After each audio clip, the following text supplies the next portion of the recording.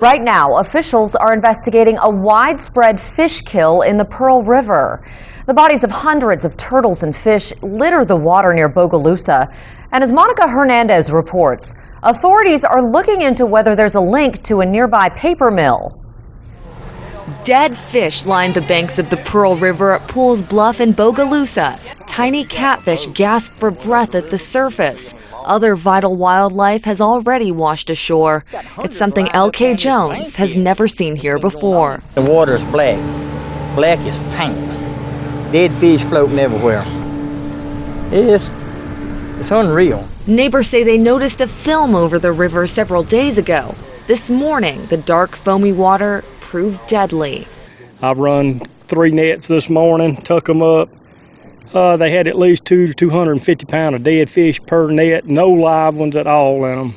Now multiple agencies from Louisiana and Mississippi are investigating. The source of the dark liquid appears to be this pipeline a few miles upriver. You can see the liquid bubbling up to the surface.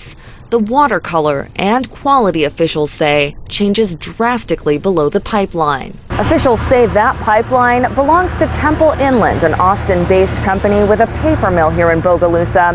They say the company is allowed to discharge a certain amount of the dark liquid into the river. They say the company is allowed to discharge a certain amount of the dark liquid into the river.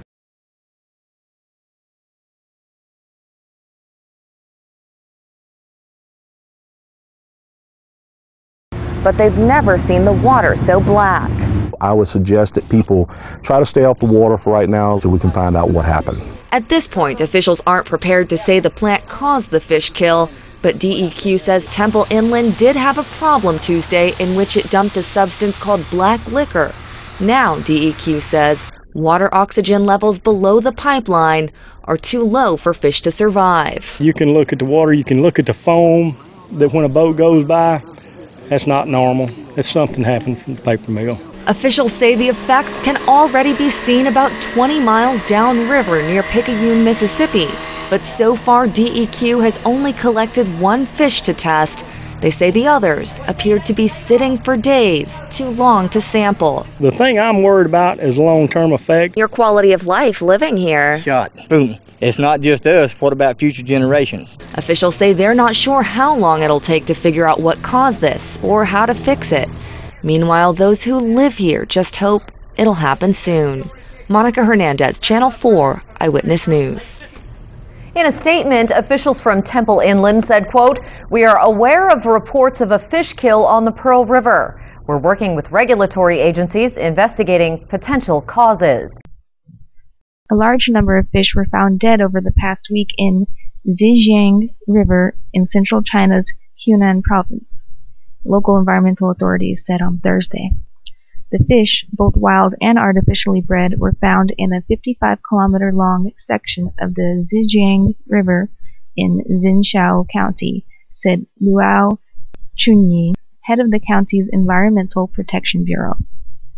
Over 130 families running fish farms in Zhenshao have experienced a collective loss of more than 200 tons of fish, with direct economic losses reaching 20 million yuan. The fish were dead the day before yesterday, August 8th. They didn't eat anything. I fed them. Then many dead fish were floating on the surface of the river later that day, said the local fisherman. 1 net cage holds 1.6 tons of fish.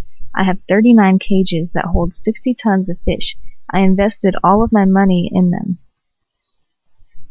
Okay, so that ties into another report from the same site on August 10th. And it says here, the death of marine products has been reported in succession at several fish farms in Bohai Bay since the oil leak was first reported in June. In the past, not a single fish would die in about a dozen days. However, this year about 1 kilogram of fish died in just 1 day. It is very difficult to raise fish now because they just keep dying, another fisherman complained. However, some fishermen have also said that because the fish began to die out in April and May, and that the oil leakage started in June, it can hardly be concluded that the oil leakage resulted in the death of the fish.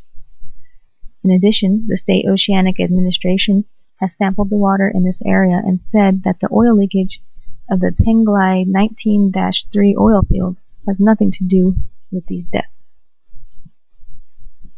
So that's kind of weird, huh?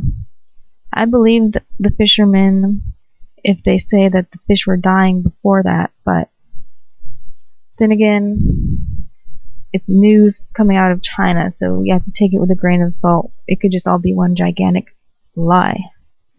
So any piece of that information that I just read you from China could be false, because they censor and lie when they deliver the news. Obviously, we do have a lot of dead fish in a couple of random places. I wonder if they're connected. They might be, they might not be.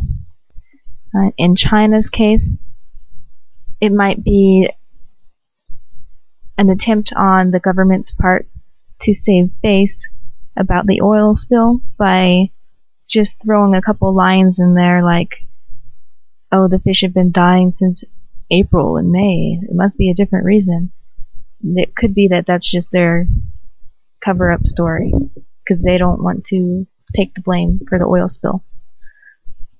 Or it could be the truth, and they were dying before that, and there is some other reason other than the oil spill. Seems kind of weird.